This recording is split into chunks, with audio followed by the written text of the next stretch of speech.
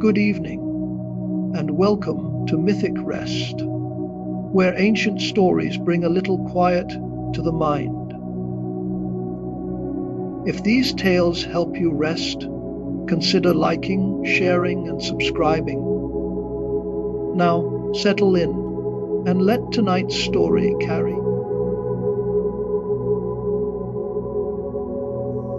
There had been a war. The war between the Aesir and the Vanir, the two tribes of the Norse gods, the old enemies who had fought each other to a standstill and who, in the way of all wars that cannot be won, had made peace. But the peace was not a treaty signed on paper. The peace was a gesture, the most intimate gesture the gods knew. They spat into a single bowl.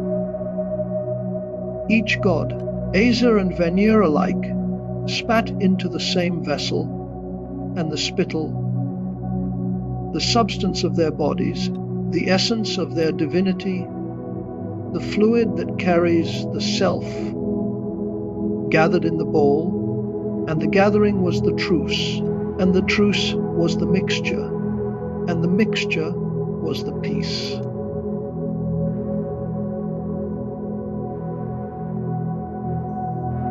As you settle into your own evening tonight, let that story be the first thing you hear, not because you need to understand Norse theology, because the story begins with a mixture, with two things that were separate becoming one. And that is what every night is, the day and the night, the waking and the sleeping. The two things that were separate becoming one, the way the river meets the sea, the way the dark meets the light, the way your breathing slows and your mind grows quiet, and the boundary between awake and asleep begins to dissolve, and the dissolving is the mixture, and the mixture is the peace.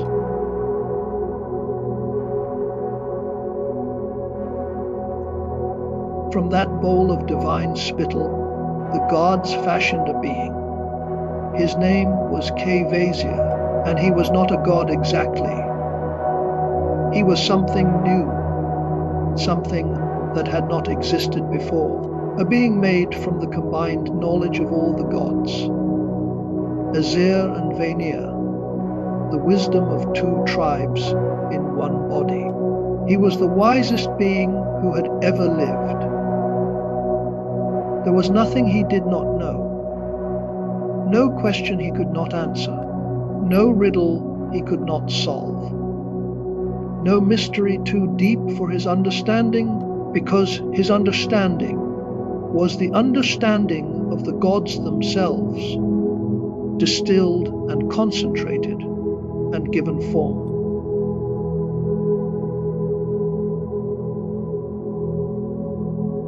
He traveled the 9 worlds, answering every question ever asked. He walked through Midgard, the world of humans, and he sat by firesides in longhouses, and he answered questions about the stars and the tides, about the nature of courage and the meaning of dreams, about why the sea is salt and why the leaves fall, and why the heart breaks, and why the night comes, and why, despite everything, the morning always follows. His eyes held the color of the northern sky, pale, clear, vast, the color of a sky that has been watched for 1,000 years, and that has watched everything there is to watch, and that holds it all without judgment. His voice was calm and unhurried, the voice of a person who has all the time in the world, because he does, because wisdom does not hurry, because the truth does not rush, because the answer, when it comes in its own time and not a moment before.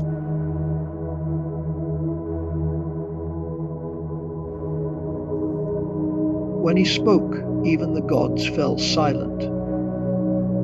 The silence was not the silence of obedience, but the silence of listening, the particular, attentive, wide, open silence that happens when every person in a room has stopped waiting for their turn to speak and has started actually hearing what is being said.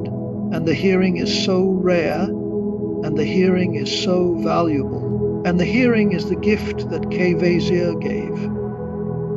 Not the answers themselves, but the hearing, the quality of attention that makes the answers possible, the listening that is deeper than the speaking, the receiving that is deeper than the giving.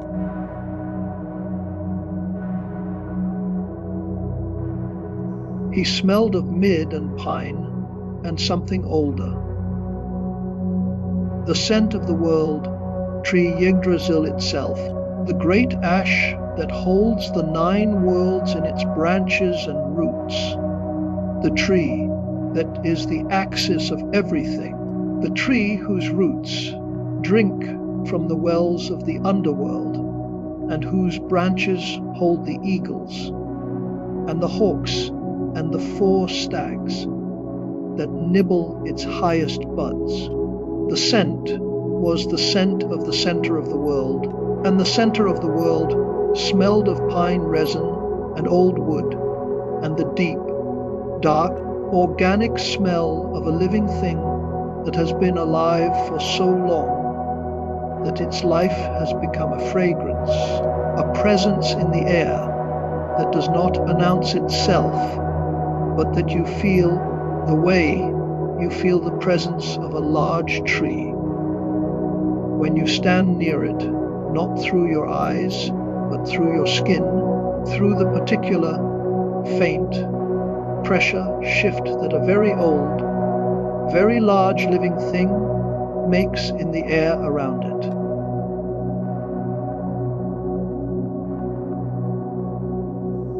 But there were 2 who were not content. 2 dwarves, Jalar and Galar, who lived in a cave beneath the mountains, who were clever and jealous, and who wanted what Kvasir had, not because they needed it, but because wanting is the nature of dwarves. The way water is the nature of rivers, the way fire is the nature of flame. They invited Kvasir to their cave. They asked him a question so convoluted, so tangled, so designed to be unanswerable that no one could have answered it. And when he arrived, they killed him.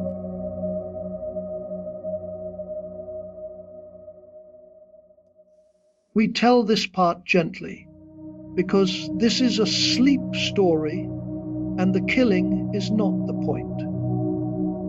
The point is what came after. The dwarves drained Kvasir's blood into 3 great vats, Son, Bodn, and Odrua too, and they mixed the blood with honey, and they brewed it.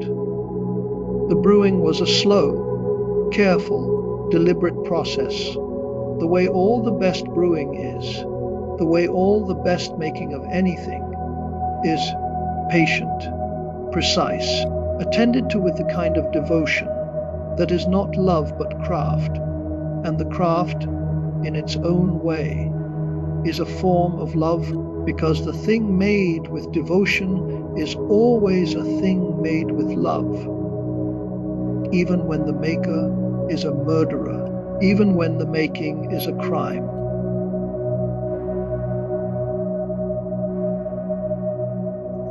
The Mead of Poetry, that is what they made, a golden, glowing, living liquid that carried within it the wisdom of Kvasir, the combined knowledge of all the gods, distilled into a drink that, when consumed, would give the drinker the gift of verse, the gift of song, the gift of beautiful words, the ability to move hearts, and minds with language to compose poetry so beautiful it would make the living rejoice and the dead stir in their graves. The mead glowed with an inner light, warm, golden, alive, and the light was the light of the wisdom itself, the light of the knowledge that had been Kvasir's body, and was now a liquid, a drink, a gift that the dwarves hoarded in their cave, and that the world did not know existed.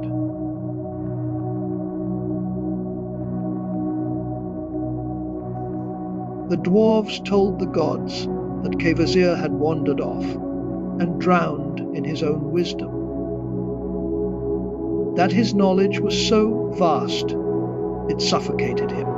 It was a lie, of course, but the lie was believed because the truth that the wisest being in the world had been murdered by dwarves for his blood was too ugly to be suspected, and the not suspecting was the gap through which the lie slipped, and the lie settled into the world like a stone into still water, and the ripples faded, and the surface smoothed, and the world went on, dimmer, without knowing what was missing.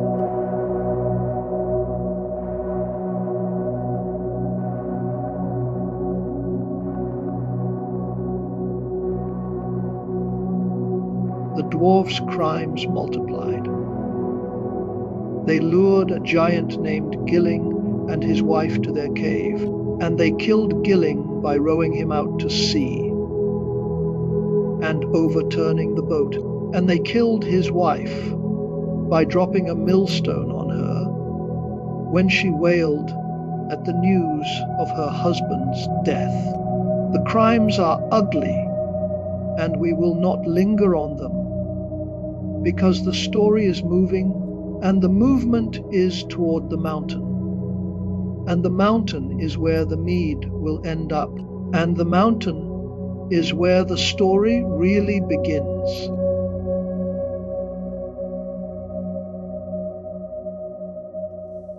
Gilling's son, Suttung, was enraged. He seized the dwarves and took them to a reef at low tide, and he told them he would leave them there to drown when the tide came in. The dwarves begged. They pleaded.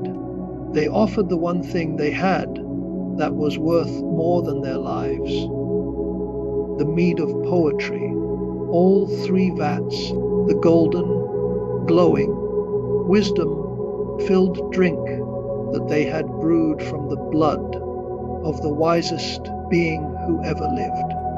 Suttung accepted. The trade was made. The dwarves lived.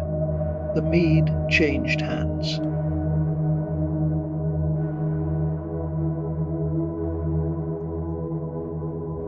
Suttung took the mead and hid it. He hid it deep inside the mountain Nitjorg, in a vast cavern at the heart of the rock, a cavern that was cold and dark and silent, and that smelled of stone and honey, and the faint, sweet, intoxicating scent of the mead itself. He placed his daughter Gunnlod as the guardian, and Gunnlod sat in the dark heart of the mountain, beside the 3 vats, Son, Bodn, Odroria, and she watched over them, and the watching was her life, and the life was the watching, and the 2 were the same.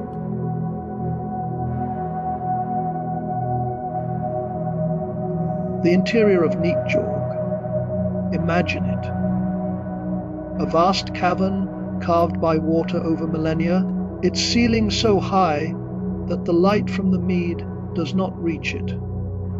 Its walls rough, natural stone, the surface of the mountain from the inside, the way the inside of a body looks if you could see it, not smooth, not finished, but raw and real and honest. The air is cold and still, The stillness is not the stillness of death, but the stillness of depth, the stillness of a place that is so far from the surface that the winds do not reach it, and the birds do not fly over it, and the only sound is the slow, rhythmic, geological drip of water from the ceiling, each drop falling into a pool that has been filling for 10,000 years. And that is not yet full, because 10,000 years is nothing in the life of a mountain. And the mountain has time, and the time is the stillness, and the stillness is the mountain's way of being.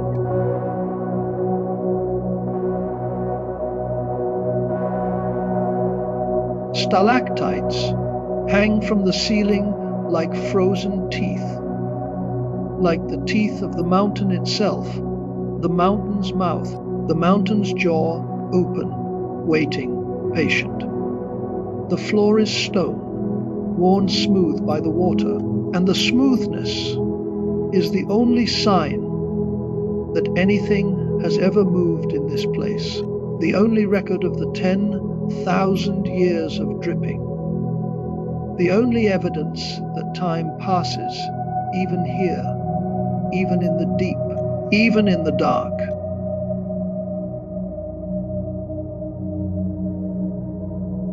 And the mead.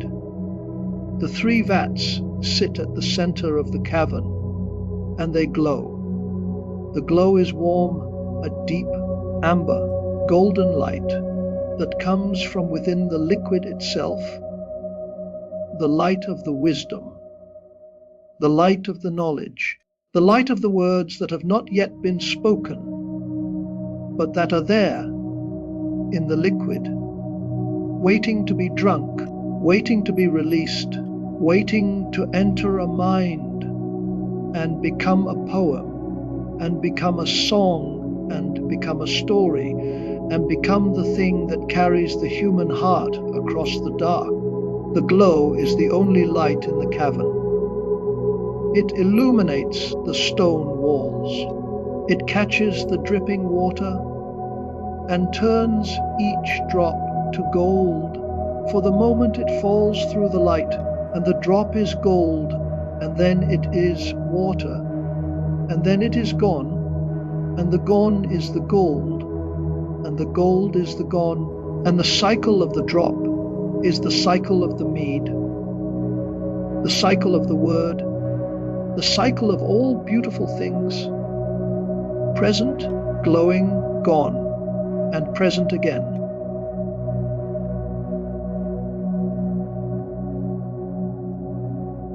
Gunnlod sits beside the vats. She is wrapped in furs.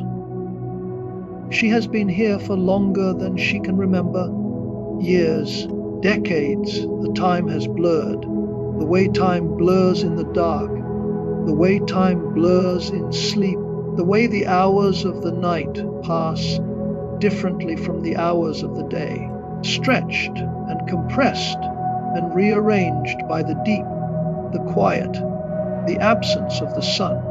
Her only company is the slow drip of water and the soft, warm hum of the mead, the hum that is not a sound, but a vibration.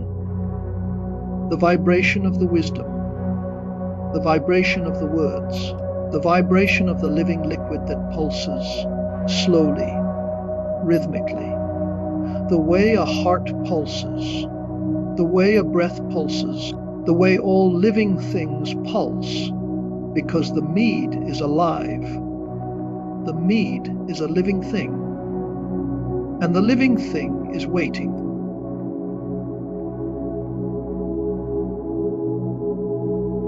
The mead wants to be drunk. The mead wants to be free. It pulses with a warm, golden light that can be seen through the stone of the mountain on certain nights. And the seeing is the calling, and the calling is the pull, and the pull is what draws eventually the one who will come for it. The mountain glows from within. And on a night when the clouds are low, and the stars are hidden, and the wind is still, the glow is visible for miles. A faint, warm, golden pulse in the side of the dark mountain, the heartbeat of the poetry, the heartbeat of the story, the heartbeat of every word that has ever been spoken, and that is waiting in the deep to be spoken again.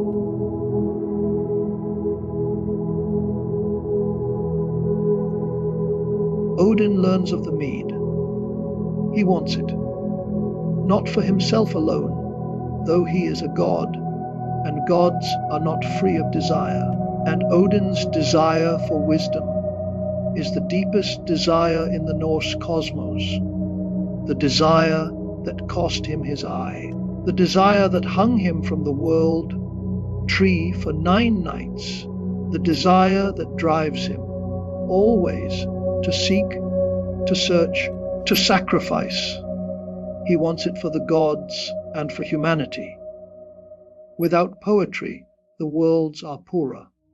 Stories go untold. Songs go unsung. The long, dark winters of the north have no comfort, and the comfort is the story, and the story is the song, and the song is the poem, and the poem is the mead, and the mead is locked in a mountain, and the mountain must be opened, and the opening requires a plan, and the plan is forming in the mind of the wisest and the most cunning of the gods.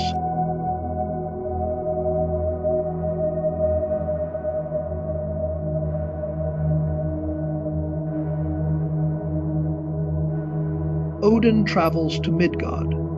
He takes the form of a wandering farmhand. He calls himself Bulwark, evil, doer, worker of mischief, a name that amuses him because Odin is the god who does what needs doing, and the doing is not always good, and the not always good is the mischief, and the mischief is the name, and the name is the truth, and the truth is that wisdom is not always gentle, and the seeker of wisdom is not always kind.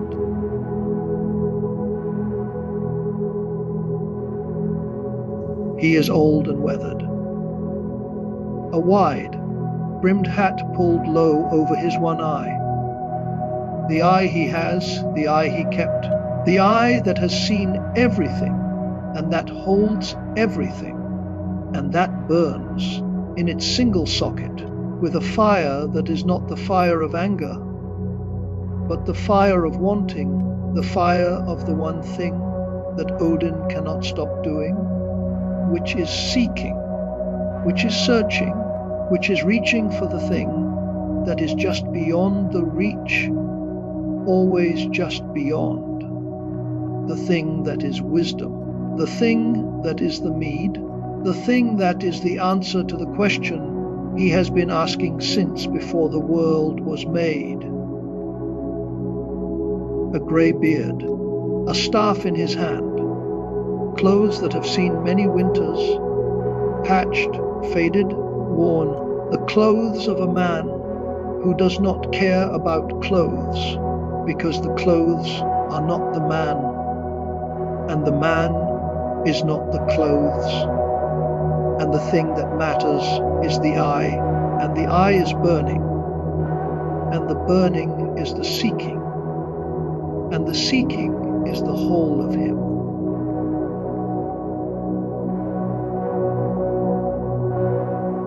He arrives at the farm of Baugi, Suttung's brother, during the harvest. The fields are gold with ripe grain, the air is warm and dusty, and carries the scent of cut stalks and dry earth, and the particular, sharp, clean smell of the end of summer, the smell that is the smell of the year turning, the smell that says the work is almost done. The work is almost done. And the almost done is the opening And the opening is what Odin has been waiting for.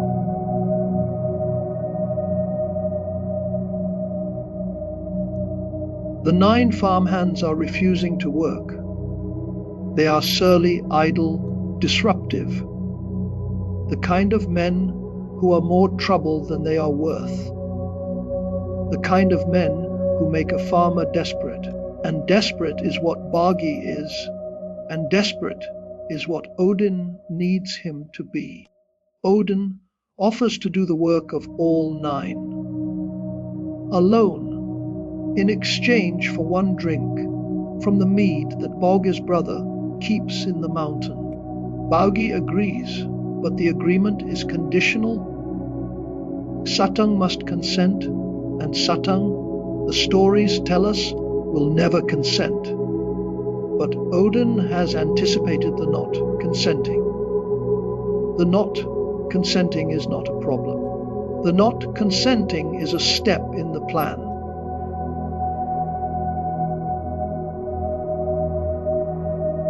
The long summer, Odin works Bog's fields alone. The rhythm of the scythe, swing, cut, the oldest rhythm, the rhythm of the harvest, the rhythm that has been the rhythm of human labor since the first grain was planted, and the first blade was swung, the heat of the sun, the sweat. The long days that stretch from before dawn until after dusk, the days that are so long they seem to contain other days. Within them, days within days, like rooms within rooms, and each room is an hour, and each hour is a swing, and each swing is a cut, and each cut is a stalk, and each stalk is a seed, and each seed is a future, and the future is the harvest, and the harvest is the work, and the work is the day, and the day is the summer, and the summer is the waiting, and the waiting is the plan.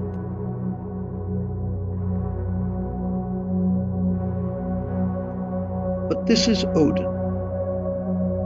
Even in disguise, there is something that is not quite human about his endurance.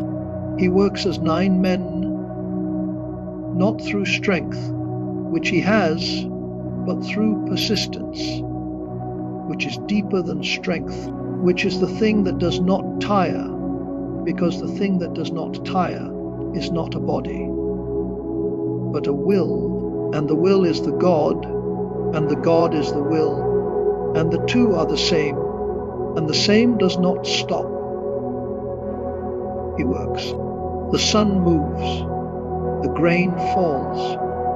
The field is cleared row by row, the way a story is cleared sentence by sentence, the way a night is cleared hour by hour, the way sleep clears the mind, thought by thought, until the field is empty, and the work is done, and the done is the opening, and the opening is the next step.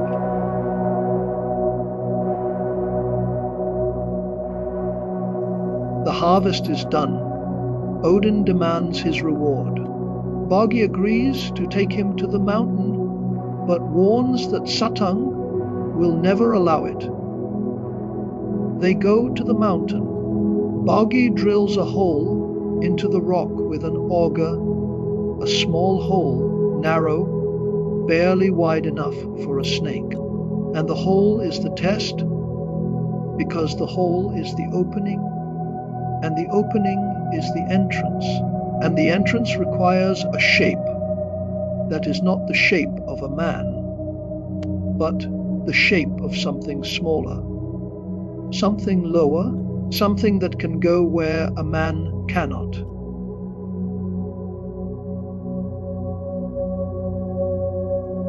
Odin transforms. He becomes a snake. The transformation is swift, complete, the way all of Odin's transformations are. Not a gradual shifting, but an instant becoming. A man one moment, and a serpent the next, the body changing shape, the way a word changes meaning, suddenly, completely, without warning. He slithers through the hole, through the rock, through the narrow, dark, cold passage that leads from the outside of the mountain to the inside. And the inside is the cavern, and the cavern is the dark, and the dark is the glow, and the glow is the mead, and the mead is 3 vats of golden, warm, living light in the center of the mountain. And the light is the first thing he sees, and the seeing is the finding, and the finding is the beginning of the end of the quest.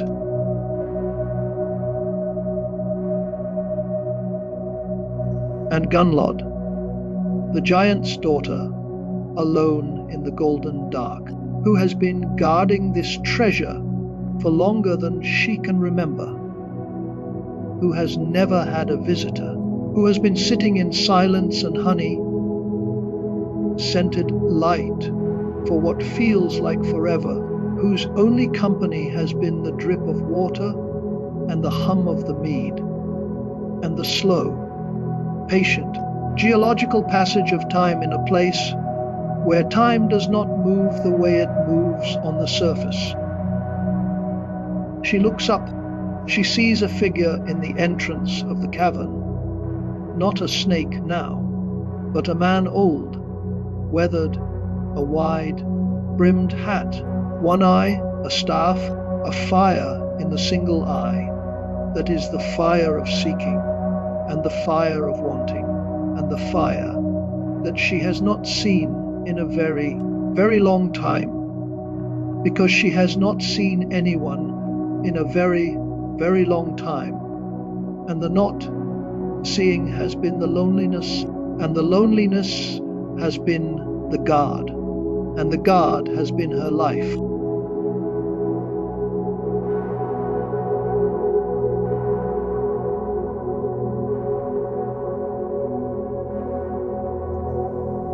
Odin approaches Gunnlod. He is charming.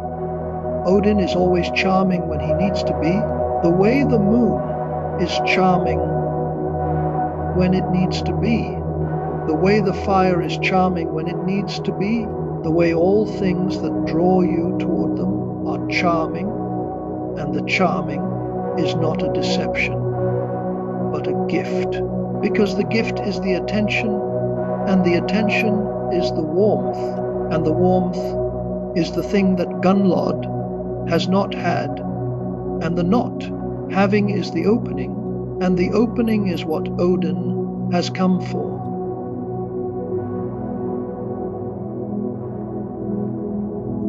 He speaks to her gently. He asks her name. He looks at her not as a guardian, but as a person who has been alone, a person who has been sitting in the dark, a person who has been watching glowing vats and listening to dripping water, and who has not heard a human voice in longer than a human should go without hearing a human voice. He stays 3 nights. The nights are warm, and the warmth is not the mead, but the presence, the company, the conversation, the sound of one voice answering another, the ancient, fundamental, necessary exchange of 2 people who are, for a time, not alone.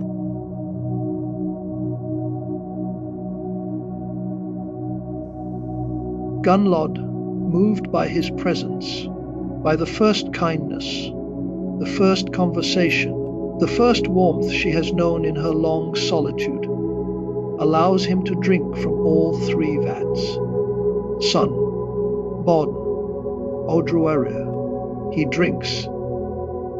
Each vat he empties, and the emptying is the filling, and the filling is the wisdom, and the wisdom is the poetry, and the poetry is the blood of Kvasir, and the blood is the knowledge of the gods, and the knowledge enters him, and the entering is the transformation, and the transformation is the becoming, and the becoming is the thing that Odin has been seeking since before the world was made.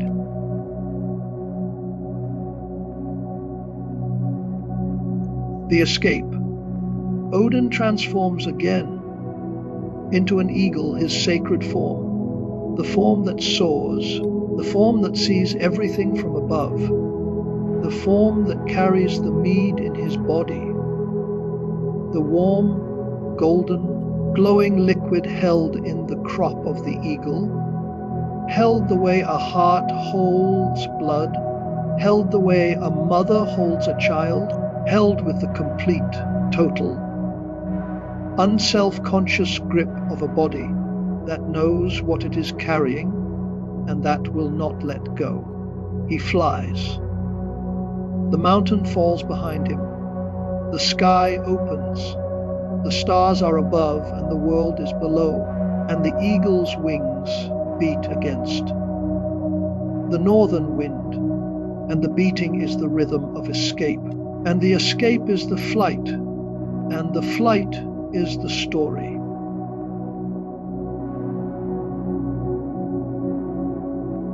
Suttung sees the eagle. He understands. He transforms into an eagle himself, a giant's eagle, vast, dark, the wings like storm clouds, the beak like a sword, and he gives chase.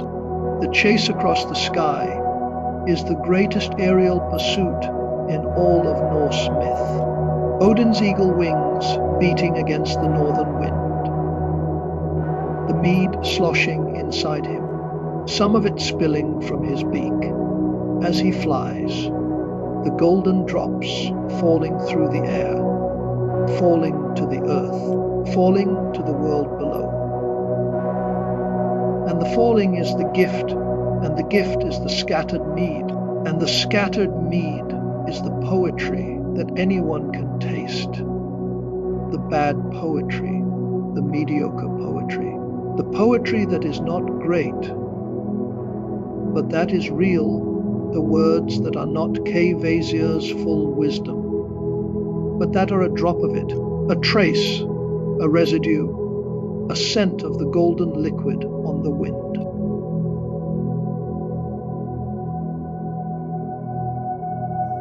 And the full mead, the 3 vats, the complete draught, the undiluted wisdom. Odin carries it to Asgard. He spits it into great vats, prepared for it. And the gods drink. And the drinking is the birth of poetry, and the birth is the gift. And the gift is the thing that flows through every word that has ever moved a human heart. Every poem you have ever loved, every song that made you weep, every story that carried you away from yourself and brought you back changed. All of it flows from that golden mead, from the blood of Kvasir, from the combined wisdom of the gods, from the cunning of a one-eyed wanderer who would do anything for knowledge, and who paid for it with labor and loneliness, and 3 nights in a dark mountain with a lonely woman, and a flight across the sky with a giant in pursuit, and the mead in his body, and the wind in his wings.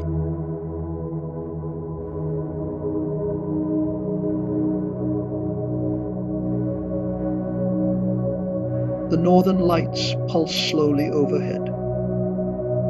Aurora teal and the faintest, most delicate violet, the colors of the Norse sky, at its most beautiful, the colors that the Norse people called the light of the bridge between worlds. The fire crackles. The harp plays a single, low, sustained note that hangs in the air like a golden drop, like a drop of the mead, like a word that has been spoken, and that does not fade, but that hangs, glowing in the dark. And every time you hear a true word, a kind word, a beautiful word, you are drinking from those ancient vats. The mead is in the air. The mead is in the silence. The mead is in the space between the words, the space where the meaning lives, the space that is golden and warm and alive, and that has been alive since a god stole it from a mountain and gave it to the world.